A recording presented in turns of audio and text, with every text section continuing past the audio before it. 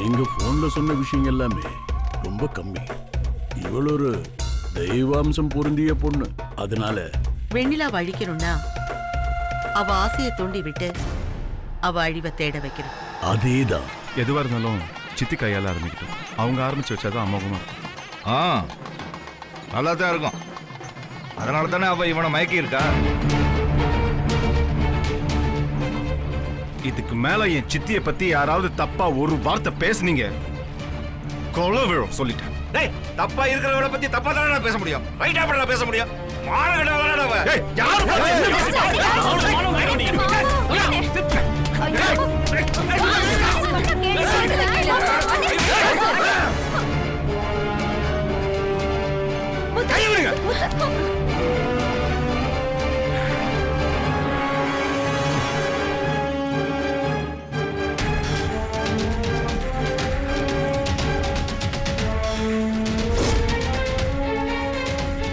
கடைசியா சொல்றேன், என் சித்திய பத்தி யாராவது கொஞ்சம் மன்னிச்சுக்கும்.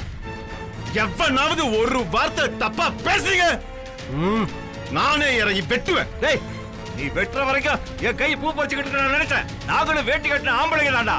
இத பார், இத்தனை பேர் மத்தியில இந்த கோயில் திருவிழாவுல எங்களை வச்சு அவமானப்படுத்திட்டேல. இப்ப சொல்றேன் கேட்டுக்க. இந்த திருவிழா முடியறதுக்குள்ள உன் தலைய சீவரட்டா. அப்படி ஒரு சூழ்நிலை வந்தா போனா இந்த மண்ணில விழுந்ததுக்கு அப்புறம் தான் எவனா இருந்தாலும் முத்தரசு மேல கை வைக்க முடியும். ரொம்ப நல்லா போச்சு. கதை முடிஞ்சிருச்சு, சந்தோஷமா இருப்போம். டேய், வாடா போலாம். வாங்கடா, வாங்க.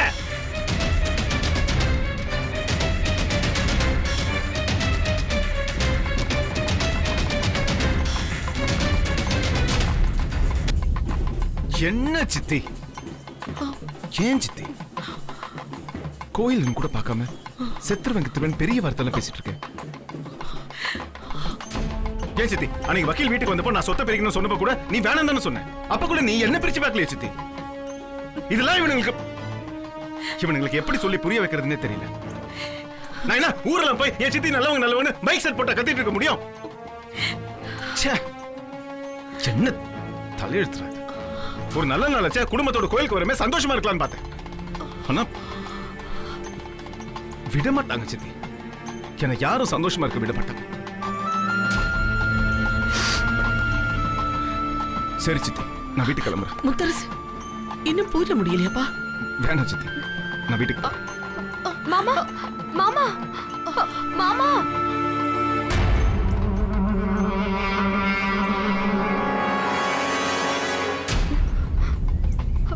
மாமா,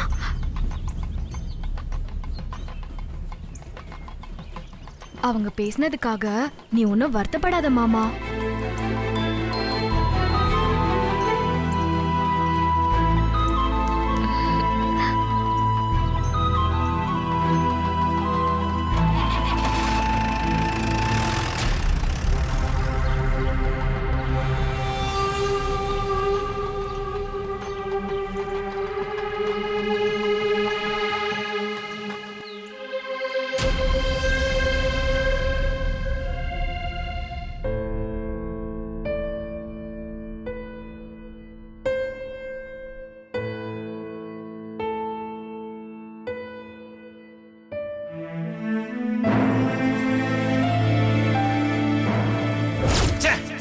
வந்த பிராரிக்கு இன்னைக்கு பூர்ண கும்பம் மரியாதை.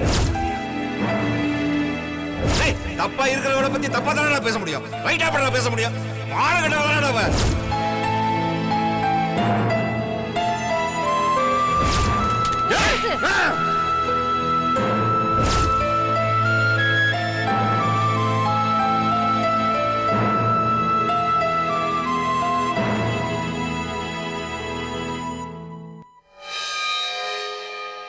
மாமா.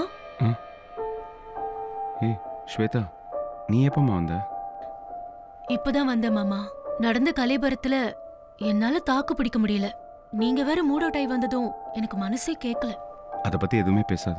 என்ன கொஞ்ச நேரம் தனியா விடுறியா? எனக்கு ரொம்ப தலைவலிக்குது. டென்ஷனா இருக்கும் போதும் தலைவலிக்கும் போதும் தனியா இருந்தா இன்னும் தலைவலி அதிகமாகும். நான் வேணா உங்களுக்கு தைலம் போட்டு விடட்டுமா? வேணாம் ஸ்வேதா, உனக்கு எதுக்கு தேவையில்லாத சிரமம்? நான் பாத்துக்கிறேன். உங்களுக்கு செய்யறதுல எனக்கு என்ன மாமா சிரமம்? இருங்க. ஸ்வேதா, ஸ்வேதா,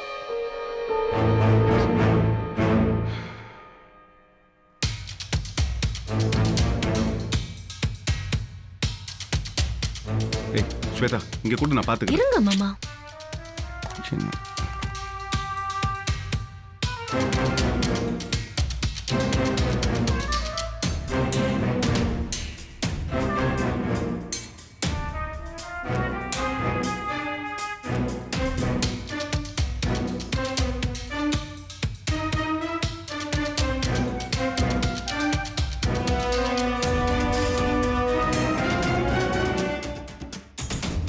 ஏய் ஸ்வேதா தலை மட்டும் தான் வலிக்குது, உடம்பெல்லாம் இல்ல.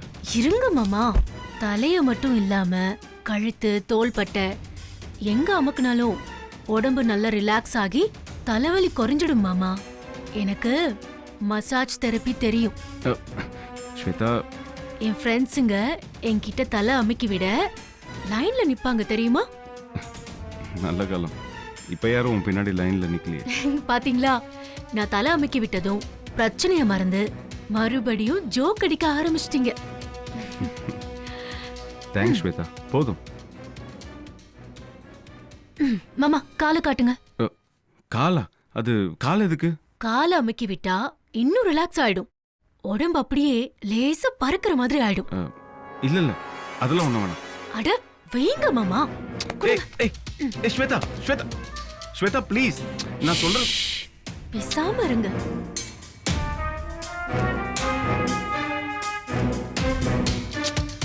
என்னடா அந்த பொண்ணு இப்படி பண்ணுது?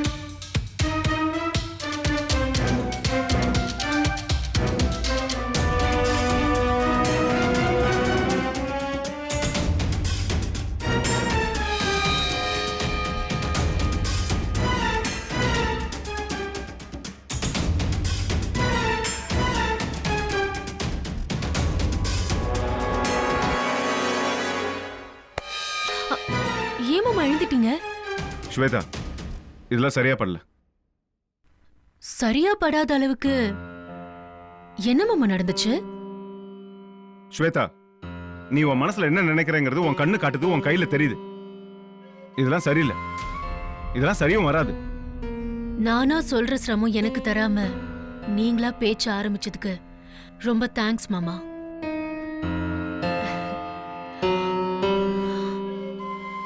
நானும் இங்க வந்தப்போ ஒரு 4-5 நாள்ல போர் அடிச்சிடும், ஊருக்கு கிளம்பிடலான்னு தான் வந்தேன். ஆனா என்கிட்ட தகராறு பண்ண ஆளுங்கள அடிச்சு அடி, அப்போ உங்க கண்ணுல தெரிஞ்ச கோவம், நான் பாடின பாட்டை கேட்டும் சித்ரா மாதிரி நான் ட்ரெஸ் பண்ணதையும் பார்த்து நீங்க தவிச்ச தவிப்போம், சித்தி என்ன சொன்னாலும் அத கேக்குற பக்குவம்னு எல்லாமா என்ன இந்த ஊரை விட்டு கிளம்ப விடாம தடுத்துடுச்சு. இத பார் ஸ்வேதா, நீ உன்னை போட்டு குழப்பிக்கிற. இதெல்லாம் தேவையில்லாதது. எது மாமா தேவையில்லாதது? ஒரு பொண்ணு தனக்கேத்த புருஷனை புடிச்சு போய் தேடிக்கிறது தேவையில்லாததா? அதெல்லாம் புதுசா கல்யாணம் பண்ணிக்கிறவங்களுக்கு ஓகே ஸ்வேதா, எனக்கு இல்ல. நான் கல்யாணங்கிற ஒரு விஷயத்தை பத்தி யோசிச்சதே என் தம்பி தங்கச்சிகளுக்கு சொத்தை பிரிச்சு கொடுக்கணுங்கிறதுக்காக தான். முதல்ல நீ அதை தெரிஞ்சுக்கோ. இதா மாமா, இப்படி நீங்க பேச பேசதான் உங்களை இன்னும் பிடிக்குது. வேற யாராவது இருந்தா தனியா இருக்கிற இந்த சந்தர்ப்பத்தை யூஸ் பண்ணிக்க தான் பாப்பாங்க. ஆனா கொஞ்சம் கூட உங்க சைடுல மாறாம நிக்கிற கம்பீரம் தான் எனக்கு உங்க மேல பைத்தியமாக்குது. காலேஜ்ல, தெருவுல, ஃப்ரெண்ட்ஸ் சர்க்கிள்ல எத்தனை பேர் என்ன அப்ரோச் பண்ணிருக்காங்க தெரியுமா? ஆனா அதுக்கெல்லாம் பிடி கொடுக்காதுனா உங்க அருகாமைக்காக தவிக்கிறேன், ஏங்குறேன். புரிஞ்சுக்கோங்க மாமா ப்ளீஸ். ஸ்வேதா இப்படி முட்டாள்தனமா பேசுறத முதல்ல நிறுத்து. நான் சொல்ல வரது என்னன்னு தயவு செய்து புரிஞ்சுக்கோ. இல்ல இப்ப நான் என்ன சொன்னாலும் அதை புரிஞ்சுக்க கூடிய நிலைமையில நீ இல்ல. நீ போய் ரெஸ்ட் எடு, இன்னொரு சந்தர்ப்பத்துல பேசிக்கலாம்.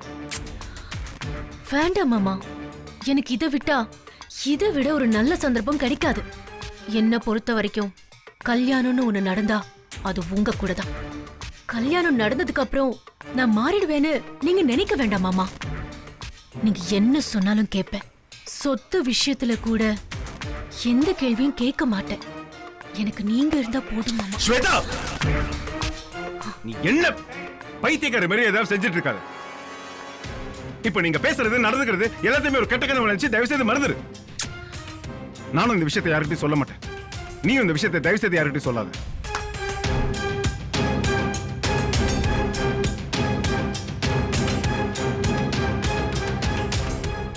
உங்க கண்ணுல தெரிஞ்ச காதல நான் பார்த்துட்டேன் மாமா.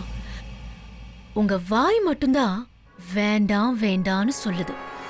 ஆனா மனசு வேணும் வேணும்னு அலையிறது எனக்கு புரியுது.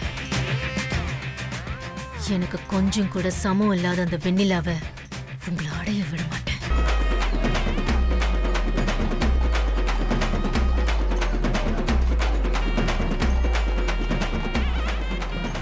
வெண்ணிலா உன்னைத்தானே வானம் தேடுது.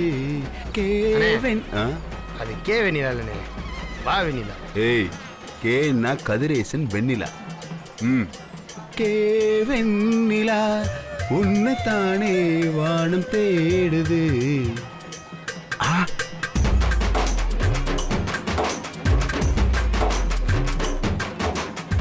வா வெண்ணிலா உன்னைத்தானே வானம் தேடுது.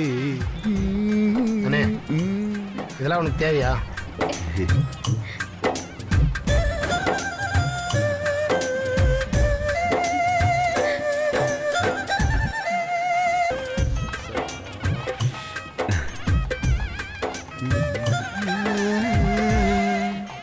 ஏண்டி உண்மையாவடி சொல்ற? ஏ காவியா, என்ன காலேஜ் போலையா? ஆமாங்க அண்ணா. அண்ணனா, நீ காலேஜுக்கே போ. அண்ணே வணக்கண்ணே. வணக்கண்ணே. வரண்ணே. ஊருக்குள்ள நம்ம பெரிய ஆள் ஆயிட்டோமா? ஆளாளுக்கு வணக்கம் வைக்கிறாங்க, தப்பா இருக்கு. என்ன மாமா, நல்லா இருக்கீங்களா? நல்லா இருக்கா? நீ நல்லா இருக்கியா? நல்லா இருக்கேன். வீட்ல தங்கச்சி நல்லா இருக்கா? நல்லா இருக்கா. வரேன் மாமா. மாமான் மட்டும் கூப்பிடு. மாலை மாத்தணும்னா மாட்டேன்னு சொல்லிரு. ஏன் மாமா கை கழுவுறா? என்ன பண்றது, இவனுக்கெல்லாம் வணக்கம் வைக்கிற அளவுக்கு என் கை காலாம போச்சு. அதான் கை கழுவி விட்டுருக்கேன். ஏதோ முத்தரசன் இருக்கிறதுனால இவனுக்கெல்லாம் வணக்கம் வைக்க வேண்டியிருக்கு. இந்த வரண்டி. டேய், கைய கொடு. நீ ஏன் வருவ? நான் உன்னை கேட்டனா? இனிமே நீ யாருக்குமே வணக்கம் சொல்லக்கூடாது. ஏண்டா, எனக்கு வணக்கம் வச்சா உன் கை கேவலமாயிருமா? ஒரு அண்டா தண்ணியில கை கழுவிட்டு இருக்கேன்.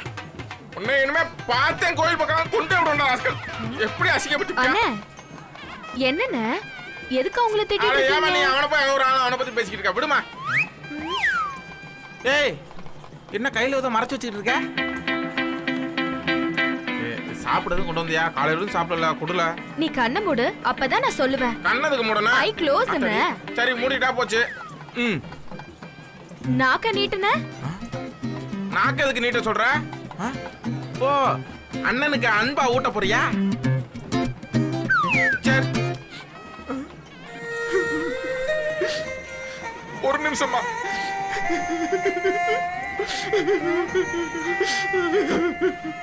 என்னண்ணே? ஒண்ணும் இல்லம்மா, உன் அன்பை நினைச்சு நான் கலங்கிட்டேம்மா. அழாதண்ணா, அப்புறம் நானும் அழுவேன். வேணாம் வேணாம், நீ அழ வேணாம். நான் கண்ணை மூடிக்கிறேன், நீ ஊட்டு.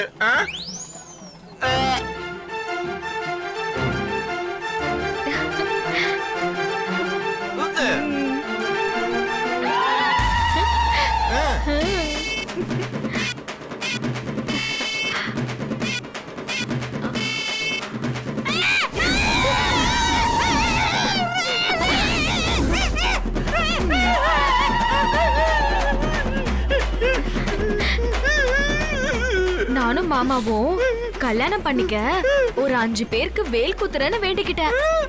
ஒரு ஆள் முடிஞ்சிருச்சு, இன்னும் 4 பேரை தேடணும். பாய்ண்ணே.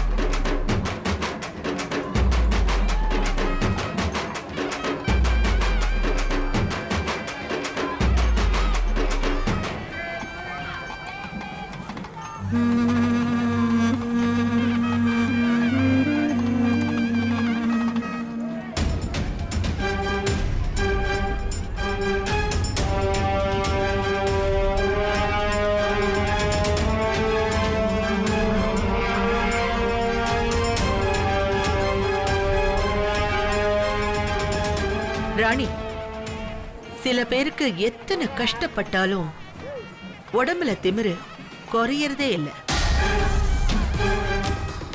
உள்ளூர்ல இருந்துகிட்டே சொந்தக்காரங்களை பார்க்க வர முடியாத அளவுக்கு ரொம்ப பிஸியா இருக்காங்க. சொந்தக்காரங்களை தானே வந்து பார்க்கணும். எங்களுக்கு வேணுங்கிற சொந்தம் எங்க வீட்டுக்கே தேடி வந்துட்டு போயிட்டு தான் இருக்கு. நான் எங்க அண்ணன் தணிகாசலத்தையும் அண்ணன் மக முத்தரசனையும் தான் சொல்றேன். நான் சொல்லல ராணி திமிரு அதிகமா இருக்குன்னு. ஏன் தெரியுமா? நம்ம ரைஸ் மில்ல இருந்து போற அரிசியால தான். கையேந்தி வாழ்க்கையை நடத்தும் போதே இத்தனை வரட்டு கௌரவம் பாக்குறாங்க. இந்த பார், நீ சொல்றையே ரைஸ் மில்லு, அதுக்கு சொந்தக்காரன் ஏன் மருமக முத்தரசன். என் அண்ணன் வீட்டு சார்பா நேர்ல வந்து என் வீட்லயே இறக்கிட்டு போறான். உனக்கு மட்டும் தைரியம் இருந்தா நீ அவனையே கேளு. அதை விட்டுட்டு இந்த மாதிரி ஜாட பேசுறது, பின்னாடி சகுனி வேலை பண்றது, இதெல்லாம் என்கிட்ட வேணாம். என் தன்மானத்தை விட்டுட்டு ஒரு நாளும் உன் படியேறி நிக்க மாட்டேன், புரியுதா? அப்போ உன் மக வெண்ணிலாவ என் வீட்டுக்கு தினமும் ஏன் அனுப்புற? ஒண்ட வந்த நீ ஏன் வக்கனையா உட்கார்ந்து திங்கிறப்போ ஏன் மகளுக்கு என்ன உரிமை இல்லாம போச்சா? அவளை வரக்கூடாதுன்னு நீ சொல்லாத, முத்தரசன் சொல்லட்டும், என் அண்ணன் தணிகாசலம் சொல்லட்டும். அதுக்கப்புறம் அவ ஒரு நாளும் வரமாட்டா. இது எல்லாத்துக்கும் மேல அவ முத்தரசனுக்குனே பிறந்தவ. அவளை மட்டும் வம்பிழுத்தீங்க, நீங்க யாருமே நல்லா இருக்க மாட்டீங்க. என்ன சாபம் விடுறியா? சாபம் இல்ல, இந்த ஆத்தா சாட்சியா சொல்றேன். இந்த திருவிழா முடியறதுக்குள்ள இதே திருவிழால உன் மானம் சந்தி சிரிக்கதான் போகுது. இந்த ஊர் முன்னாடி நீ கூனி குறுகி நிக்கதான் போற. அப்ப நீ யோசிப்ப இந்த சாரதா சொன்ன வார்த்தை பலிச்சிருச்சேன்னு. வாங்கத்த போலாம், வாங்கத்த போலாம்.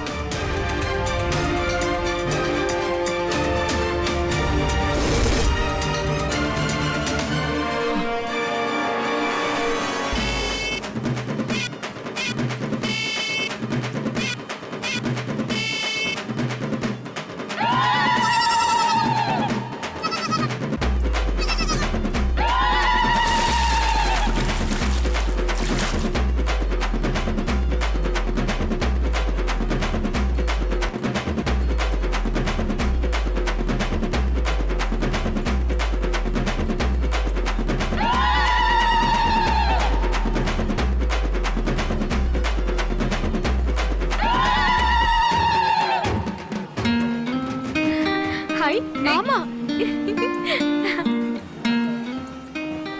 மாமா வந்துட்டியா? மாவளக்கெல்லாம் வச்சிட்டியா? அம்மா வச்சுட்டாங்க மாமா. வாங்க மாமா. என்னாச்சு? ஏன் ஒரு மாதிரியா இருக்க? பச்சை மாவு ரெடி பண்ணதுல பயங்கர கைவலி மாமா. ஏன்? செய்யறது ஈஸி தானே. நம்ம வீட்ல வேலை செய்யறவங்க ஒரு ஹாஃப் அன் ஹவர்ல எல்லாமே ரெடி பண்ணி கொடுத்துட்டாங்களே. நீங்க சும்மா எடுக்கிறீங்க. நான் முத்து மாமாக்காக வேண்டிக்கிட்டு எடுக்கிறதால நானே நம்ம வீட்டு பின்னால நெல்ல நாத்து நட்டு, நானே தண்ணி ஊத்தி, நெல்ல எடுத்து காய வச்சு, அரிசி ஆக்கி, அதை இடிச்சு மாவாக்கி, அப்புறமா பச்சை மாவு செஞ்சேன். இப்ப புரியுதா எனக்கு ஏன் கை வலிக்குதுன்னு? அப்பா, கேக்குற எனக்கே தலை சுத்துது. நீ எப்படி இத்தனையும் செஞ்ச வெண்ணிலா? பின்ன முத்து மாமாக்குன்னா சும்மாவா?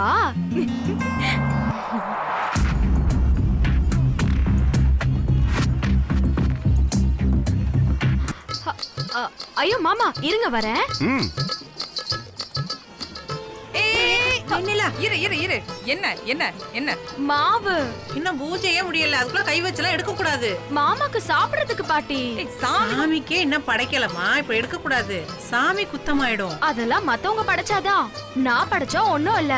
உங்களுக்கு தான் அது சாமி, எனக்கு ஃப்ரெண்ட் மாதிரி. அதனால சாமி என்ன கோச்சுக்காது, நான் எடுத்துக்கிறேன் பாட்டி. சொல்லு சாரதா.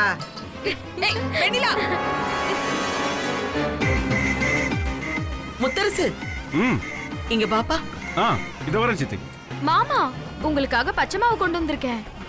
எல்லாரும் உனக்காக தான் வெயிட் பண்றாங்க, சீக்கிரம் பாப்பா. இத வந்துட்டேன் சித்தி, இத வந்துறமா.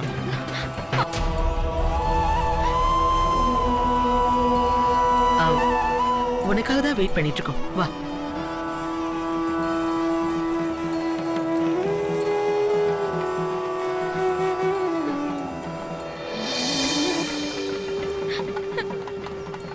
வெண்ணிலா, முதல்ல கண்ணை தொடச்சுக்க. பாருக்கா, முத்து மாமாக்கு என் மனசே புரிய மாட்டேங்குது. அவருக்காக நான் ஆசை ஆசையா கொண்டு வந்தேன். அம்மா நல்லா இருக்கீங்களா? வெண்ணிலா எப்ப பார்த்தாலும் இப்படிதான் குழந்தை மாதிரி கோச்சுக்கிறா. எப்படிதான் வீட்ல சமாளிக்கிறீங்களோ?